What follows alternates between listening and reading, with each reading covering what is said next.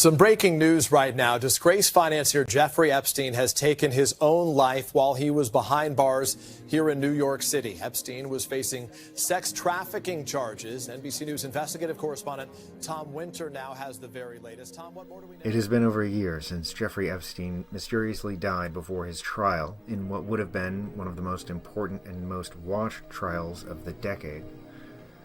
The alleged suicide, along with the camera footage mysteriously disappearing, ignited a collective awakening and revealed an ugly reality that many could not bear to believe by rumor alone.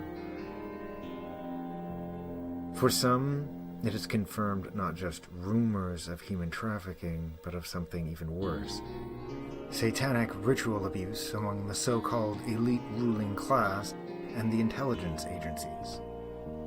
And while many have awakened to the prevalence of human trafficking even among wealthy and powerful members of society, the idea of ritual or occult symbolism in tandem with this is a tough pill to swallow. This is true even among neo-pagans, witches, and occult practitioners, unaware of the fact that many of history's occult luminaries tacitly or implicitly mentioned secret societies and black lodges in a constant war against natural order and humanity. The truth is, the occult, aristocracy, and the intelligence world have long intermixed in history's shadows. Today, we will cast light into these shadows by discussing the sign of Aquarius in context to Jeffrey Epstein, his island, and the themes of human trafficking, technology, and transhumanism.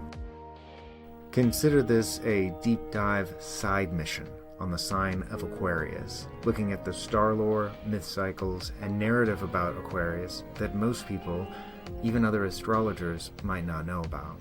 Now, because it is likely this video will attract astrologers or astrology students, but also people who just simply want to learn more about Epstein and the occult symbolism around it, I should give a brief preface. This video is not to suggest that Aquarians have a tendency to criminality or any particular sexual interests, orientations, or perversions. Nor is it meant to suggest that the sign of Aquarius is limited to these topics covered, or that Aquarius or astrology is inherently evil. Any symbol or religion, philosophy, or political ideology can be corrupted and twisted by anyone who wishes to do so. In fact, as we will see later, one important crusader against systemic human trafficking was highly Aquarian himself.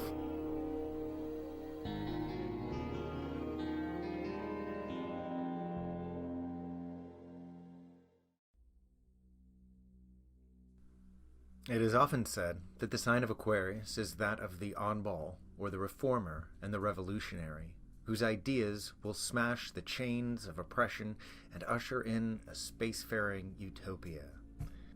And it's true that Aquarius does have a forward-looking gaze, and comes with fresh ideas that allow us to envision a new order. But the new order that is promised depends on the think tanks and societies that are cooking it up.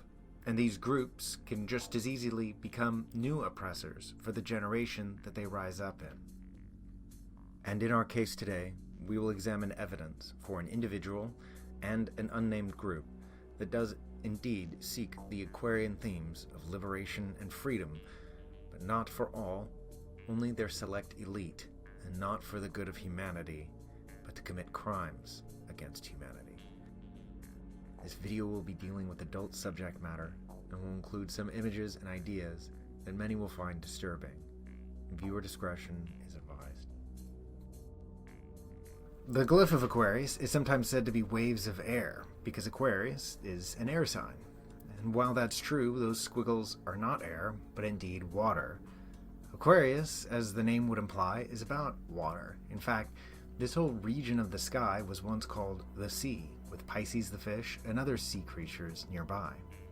Now, Aquarius was originally regarded as a vessel of water, but in time it was more often, and more importantly, a person holding a water vessel. This personage is a distinction also given to Virgo and Gemini, the other human signs in the zodiac. The identity of the one who bears this water varies from culture to culture and even within cultures. The Greeks and later Romans saw it as Ganymede, who was considered the most beautiful mortal in the world. It was because of his beauty that he was kidnapped by Zeus via his sacred eagle and brought back to Mount Olympus to be cupbearer of the gods. More on that eagle later. His placement on Olympus came with the provision of immortality. It is sometimes said that the waters flowing out of his vessel are that of life itself, or an ambrosial wine or nectar of the gods that grants eternal physical life to the drinker. This theme of immortality reappears in Pisces and in Aries, as well as in the myths of Prometheus, father of Deucalion, one of the other Aquarian identities. Ganymede is rooted in the term I rejoice, and is related to terms like joy or enjoy or rejoice. And the gods of Olympus were said to rejoice when they saw him. But in spite of his god-given immortality and higher-than-human status, Ganymede could be seen as a slave. In fact, the term catamite, or a sex slave boy, is from the Latin catametus, a corrupted form of Ganymedes. Flying above the Aquarian waters is the aforementioned eagle who kidnapped Ganymede. This eagle is also known as the Aquila constellation, which is co-present with Aquarius. Aquila was also known by another name, that of the historical character Antinous. Antinous, like Ganymede, was a catamite who accompanied powerful rulers, and in Antinous' case, the Emperor Hadrian. Hadrian had the constellation renamed after Antinous, who, according to myth, sacrificed himself in order to prolong the life of the emperor. Keep that in mind as we move forward. As an aside, Antinous was used as a profile picture of James Alefantis, public enemy number one in the so-called Pizzagate scandal, an event many found unbelievable until the arrest and mysterious death of Jeffrey Epstein. But the true spiritual value behind Aquarius isn't rape or enslavement, but in part the virtue of ritual cleanliness by washing away and purifying. This we find perhaps most clearly in the other identity of Aquarius, St. John the Baptist. St. John plays an important and unusual role in the story of Jesus. He was a wandering preacher who endured great austerity, eating locusts and honeycomb, wearing a suit of camel hair, living in caves and generally shunning society. He appears more like a sadhu mystic of India than the customary notion of holy man of the Bible. In spite of his odd behavior, which has given him the title of the Wild Man, he performed baptisms for his community, the most famous of which was the baptism of Jesus Christ. Because of his role as water-bearer of Jesus, an act that summons the memory of the flood and Aquarian themes, he was set to the stars of Aquarius by the New Testament Christians of the 16th and 17th century. There's actually another saint associated with Aquarius, and it returns us to Epstein and his infamous island. Not just saints, but the apostles have been correlated to each of the zodiacal signs and constellations since ancient times. When it comes to the apostles, we have the attribution of Aquarius to none other than the apostle who also happens to be the patron saint of Epstein's haunt, Little St. James Island. So here we have an island named after a saint related to an ancient Greek myth of child abduction and slavery that just happens to be located in an island chain known to have historically been a hotspot for slave trading, the Virgin Islands.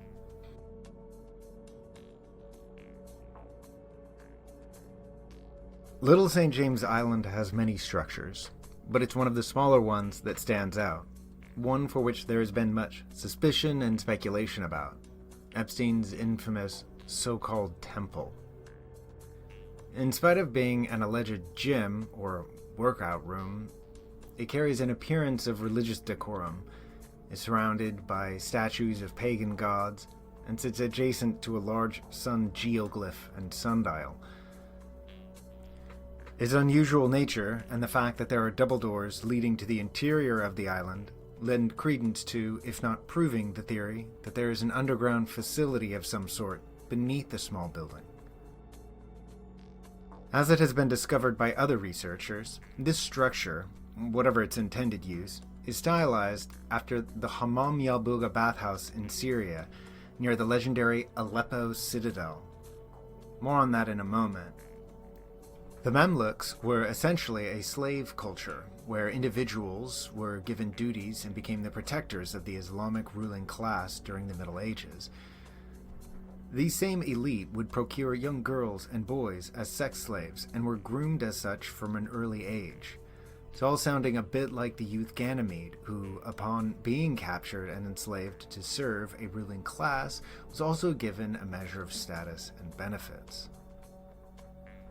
As mentioned, the bathhouse Hammam Yalbuga, of which Epstein's so-called temple appears to be a copy, is located next to the citadel of Aleppo. This perhaps making the Hammam Yalbuga the place where people met and washed before entering the palace gates. The citadel of Aleppo is one of the oldest and largest citadel castles in the world. It was originally a temple to the god Hadad, who is syncretic with the bolt-throwing Zeus, or Roman Jupiter, who sent the eagle to capture Ganymede, the catamite and cupbearer. As an aside, a storm god is not out of place with things Aquarius, as the Aquarian period of the year is also the rainy season in the northern hemisphere. But as many of you know, Saturn, not Jupiter, is the traditional ruler of Aquarius. Others might say Uranus. And while true in terms of astrological technique, it doesn't change the mythic links between Aquarius and Jupiter to the Hammam Yalbuga and Aleppo citadel. To confirm this, consider that the Hammam Yalbuga bathhouse and the citadel, whose Mamluk striping aesthetic also features a unique flourish above their gates: the waves of water and the sign of Aquarius. So the island and the temple are connected to Aquarius and the storm god Hadad, who is syncretic with Zeus and the Roman Jupiter. But another storm god is syncretic with all of these, the Phoenician Baal. Baal is a biblical villain often considered related to the Christian Satan. It is specifically his form as Baal Haman that he is given this infamy, for it is in this form which he is associated with human sacrifice, including burning children alive. Baal is actually where we get the word bull, and Baal is often depicted as a bull or bull-headed.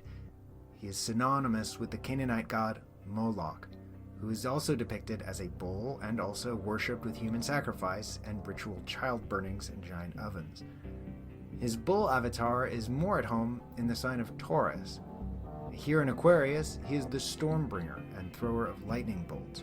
Baal Haman, by the way, was worshipped in the ancient civilization of Tyre, or Tyre, being where we get the word tyranny. Take note of that. For some, more direct evidence, or a smoking gun, is needed to prove that all of this is the result of Epstein willfully displaying these symbols as some sort of tell or tacit admission of a mystery religion or a mystical belief set that justifies these crimes or embellishes their meaning and status of Epstein as some sort of demigod. Even astrologers might suspect that these symbols and their related narratives are simply the natural expression of astrological synchronicity in action. And for the majority of those watching, this need of proof is satisfied with the late fellow Aquarian by the name of Isaac Kappy. Starting in 2016, actor Isaac Kappy effectively committed career suicide by making a series of social media posts and YouTube videos claiming inside knowledge of human trafficking and satanic ritual abuse in the entertainment industry and world government. Kappy would eventually die under suspicious circumstances, to say the least. It's a dark and troubling story that is a rabbit hole unto itself, and I won't be going into detail, but it's worth noting that he was an Aquarius, with Aquarius rising in a stellium of Aquarius planets, so it's no wonder that he would use his unconventional and colorful personality to deliver a message regarding the abuse of children. Kappy had a Dead Man Switch that, when released after his death, uploaded a video. I leave a clip of it here without comment. It captures some of the themes we've discussed earlier, and while it's not violent or sexual, I still must warn you, it is disturbing.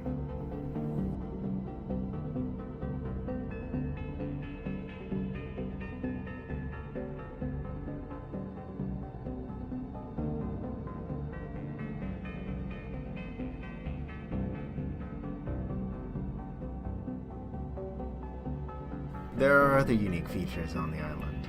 As mentioned, a large sundial depicting an anthropomorphic face, and a collection of statues.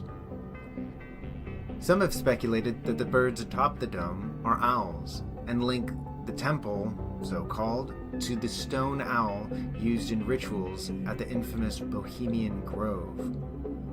This owl figure is often construed or misconstrued as Molech, the bull god of child sacrifice that we've spoken of earlier. This is perhaps a misidentification, as owls are an animal related to Lilith, the biblical demoness of infant death and the dark moon. But these are not owls, they are cockatoos, and like many of the other statues and icons on the island, they may be red herrings or simply decorative. And while there could be deeper meaning between the cockatoos and other statues, they stand outside the frame of Aquarius and will be disregarded for now. Far more significant is the dome itself. Domes are symbolic of the heavenly sky, as depicted here in this Catholic church with similar striping patterns as the Mamluk era design.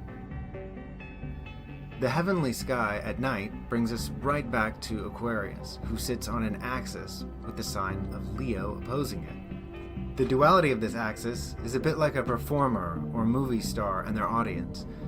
Leo is the sun, but Aquarius is the plurality of stars, seen only in the night sky after the sun has set.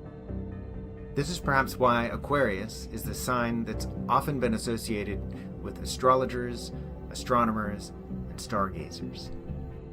Above the dome is a spire, or a spike, representing the male phallus, one of several sexual symbols we will find here. On a more cosmic level, it represents a fixed point in space, which is represented again by the dome.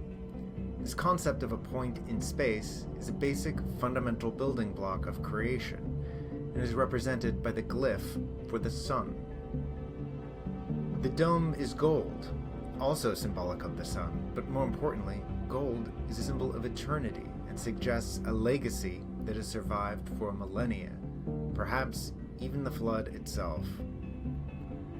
This idea of a cultural survival of the Great Flood is perhaps reiterated in the striping of the Mamluk era design technique known as ablaq.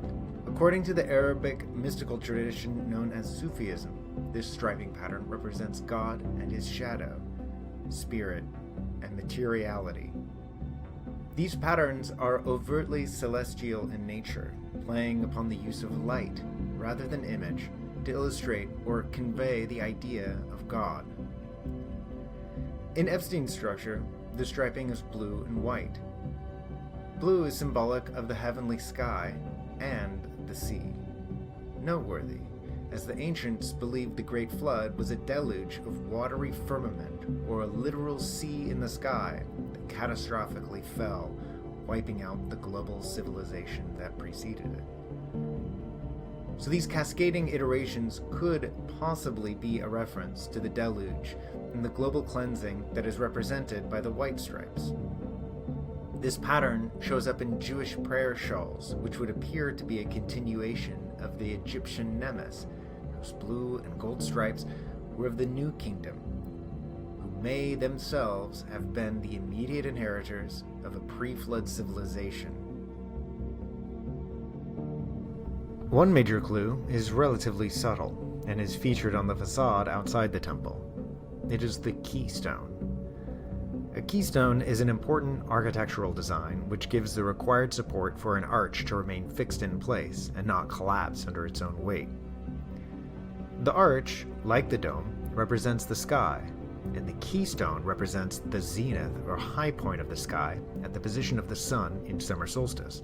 To astrologers, this is the sun's ingress into the zodiacal sign of Cancer.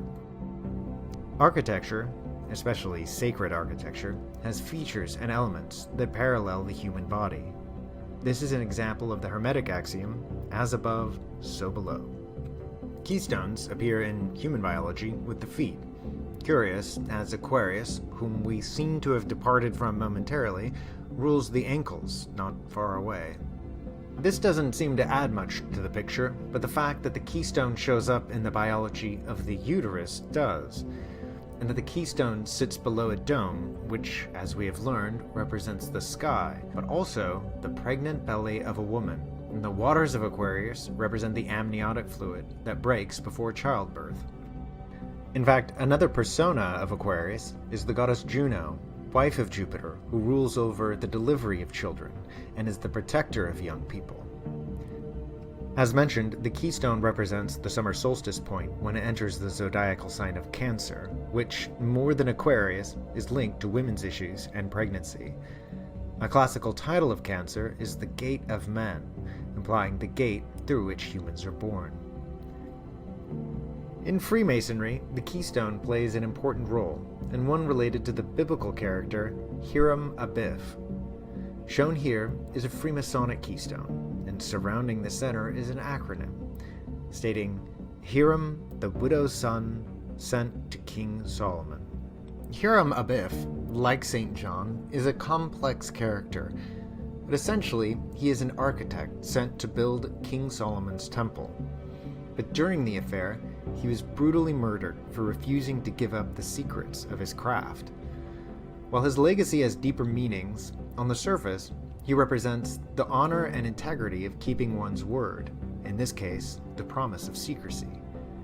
Curious to note, then, that the keystone represents an integral element that supports a structure, but also a silent message of the importance of secrecy, even upon death.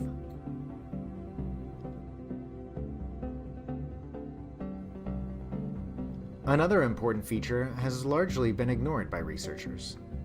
That of the unique floor pattern surrounding the structure on Epstein's estate. This floor patterning is not found in the Hammam Yalbuga, but nearby in the great Umayyad Mosque in Damascus. What does Aquarius have to do with a mosque in Damascus, you may ask? The Umayyad Mosque is one of the oldest mosques in the world, and was built upon an even older site, an ancient Christian basilica hosting the head of none other than the patron saint of Aquarius, St. John the Baptist. St. John's head is but one part of his long, strange history. Besides the baptism of Christ, John is most famous for his grisly death and decapitation at the behest of Salome. After his death, his head was moved to Basilica, where it was enshrined as a supernatural object, a tradition among Catholic folk and Buddhist traditions. But St. John's story doesn't end there, nor even begin as a biblical figure. St. John's identity begins to undergo strange and beguiling metamorphosis the more we learn of him. According to some, the head of John the Baptist was in truth the mysterious treasure of none other than the Knights Templar. Thanks to the popularity of the Da Vinci Code and the History Channel, most watching will at least be somewhat familiar with the Knights Templar. But to briefly summarize this topic to newcomers, the Knights Templar were an elite warrior class during the late medieval period, who mysteriously and quickly gained a tremendous amount of wealth and power. At the height of their power, they were accused of heresy, black magic, and witchcraft, for which many were burned at the stake. During their trials, members of the order made bizarre confessions that they worshipped a being or an idol that they called Baphomet, whose name means baptism of wisdom. The mystery of the Templars is a deep and complex subject that leads into several unusual tangents best saved for a separate investigation.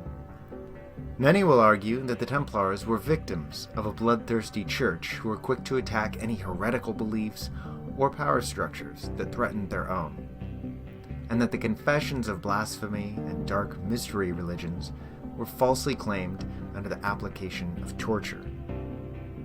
But we cannot leave this subject without touching upon an obscure book that would seem to confirm the accusations of the Templars, as well as those of an alleged modern mystery religion that involves child trafficking. The book in question is Mysterium Baphometis Revelatum by Joseph von Hammer-Purgestall. Hammer-Purgestall's controversial book was predicated upon a cache of alleged Templar relics that depict their secret rites and dark rituals, some of which include images that many will find disturbing. The almost psychedelic depictions show strange creatures, Gnostic icons, ritual baptisms, and even a rite called the Baptism of Fire. Along with this, ritual transgression, including homosexuality and even graphic depictions of pederasty and bestiality. It may seem like we're beginning to stray from our original subject of Aquarius. So let's return to where we began with this last image of the Templar relics investigated in Hammer-Purgestall's book, depicting the youth that began our journey, Ganymede, on the back of Aquila, the eagle of Zeus. To connect the sign of Aquarius to the modern day, let us begin in the earliest beginnings with the original water bearer, the Sumerian creator god Enki. The Sumerian myths are considered prototypical, and the civilizations that came after repeated the original stories through the lens of their own culture. So the stories in Genesis are really echoes of an older tradition. In the proto-myth of the later biblical Genesis, Enki was both the serpent in the Garden of Eden, but also the savior of the proto-Noah figure Utnapishtim, who was saved with the help of Enki, who gave him the technical instructions to build the ark. His role as both savior of the Great Flood and serpent in the Garden of Eden puts him in a unique role as the patron god of technology and knowledge. For some, this makes Enki a kind of Promethean hero of humanity, and to others, he is a satanic figure whose gifts of technology are a Trojan horse or Pandora's box. Enki is also featured as part man, part sea creature, a theme that is carried over in the later Babylonian culture, whose post-flood savior was known as Oannes, whose name is the root for words like Johannesburg, Joan, and John, a glance back to John the Baptist. This part man, part sea creature is representative of a seafaring civilization that returned after the flood to bestow the gifts of civilizations such as agriculture, architecture, and navigation, among other technologies. Another is the Greek Kekrops, a human sea serpent hybrid and the original king of Athens, yet another early identity of Aquarius, the water bearer. The Greeks and Romans had other similar characters in their pantheon, Neptune and Poseidon being the better-known figures, and also being ones that are featured as statuary outside of the temple. This theme of the art of civilization being returned to humanity at the hand of these antediluvian saviors brings us to the final part of our journey and returns us to Jeffrey Epstein and the Aquarian theme of science and technology. Epstein is himself an Aquarius, if you haven't guessed yet, and he has had a long history of involvement with science and technology. He began working as a physics and mathematics teacher for teenagers in the Upper East Side of Manhattan in the mid-70s. After he was fired for poor performance, he began working in finance, where he eventually opened his own consulting firm that helped clients recover stolen money from fraudulent brokers and lawyers. He was said to have described his work like being a high-level bounty hunter. He also claimed to work for an intelligence agency and was found to have possessed a fake passport, confirming rumors that he was not merely a financier, but an intelligence asset, a fact that may have given him special access to research and technology not available to the general public. Long after his stint as a high school physics teacher, he became a patron and investor of technology and the sciences. He had personal ties to many luminaries in the fields of science and technology, including Bill Gates and even physicist Stephen Hawking. He was intimately tied to George Church, an MIT and Harvard professor best known for his work on the Human Genome Project. And to our topic at hand is Epstein's son. Epstein's son is the ingress degree of Aquarius. That is to say, exactly 0 degrees. The first and last degree of any sign is considered a critical degree, adding importance to the planet placed there. More significant, though, is that it's also closely conjunct the fixed star Altair, the brightest star in Aquila, the Eagle constellation. Aquila is thought to mean watercolor bird, and before the 1600s, meant specifically the golden eagle or sea eagle. It is very closely related to the American bald eagle. It is perhaps by no accident, then, that the U.S. presidential inauguration ceremony is during the sun's ingress into Aquarius, where it joins Altair. According to Ptolemy, the influence of Altair is like that of Mars and Jupiter. It is said to give great imagination, strong passions, indomitable will, and a dominating character, as well as influence over others, clairvoyance, a keen and penetrating mind, and the ability for so-called chemical research. It's a special and largely benevolent star associated with eminence and success in both Indian and Western astrology. Bernadette Brady says it gives boldness and military power. So it is perhaps no surprise that we find Epstein in costume, dressed up as a military commander. It's also perhaps worth noting that this early degree of Aquarius will be the location of the upcoming grand conjunction of Saturn and Jupiter in December 2020. This grand conjunction also precedes a rare and powerful stellium of all of the planets, except for Mars and the three outer planets. It is perhaps at this time that there will be more revelations of high-level human trafficking and blackmail operations among governments, and perhaps reforms and an end to the practice. This brings us finally to Ghislaine Maxwell, whose trial will be in 2021, perhaps during this great stellium. She has Jupiter and the South Node conjunct 9 degrees Aquarius, very close to the star of Aquarius, Albali, which is said to give good fortune, but also danger and persecution. True to the themes of Aquarius, she ran a charitable organization called Terra Mar, which sought to clean up and protect oceanic biological life, an issue so dear to her, allegedly, that she even learned to become a submarine pilot. But her charity, in spite of being pumped with over $200,000, gave less than $1,000 in grants, and the charity owes over $500,000 in loan repayments. A fact that to some suggests her submarine piloting was not about preserving biological life or oceanography, but as a smuggler or intelligence asset herself. The logo for this charity, you ask?